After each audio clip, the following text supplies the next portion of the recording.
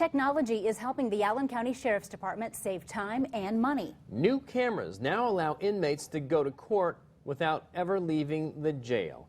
News Channel 15's Alyssa Ivinson is live in the newsroom now with a look at how it all works. Alyssa. Well, this new video conference system was used for the first time this morning, and everyone told me it worked perfectly. 8 inmates had initial hearings today, a process that would have kept jail staff transporting them back and forth busy for about an hour and a half. Today, they were all done in about 20 minutes.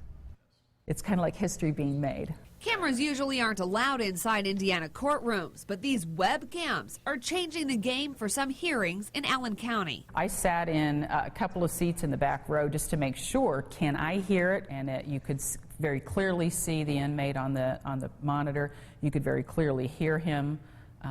And could see the judge as well because it's a split screen. A video conference system called Court Call just installed in Allen Superior Court 3.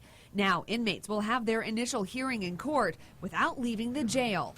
Judge Frank Gall says they're the first courtroom in the state to use the system for criminal court. We're really excited to be on the forefront of that. There are 3 cameras set up in the courtroom, one for the judge, one for the defense attorney, and then one for the prosecutor.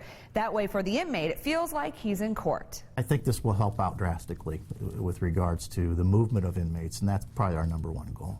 Instead of transporting inmates from the jail to the courthouse, they now go to a holding cell across from a video conference room without ever leaving lockup.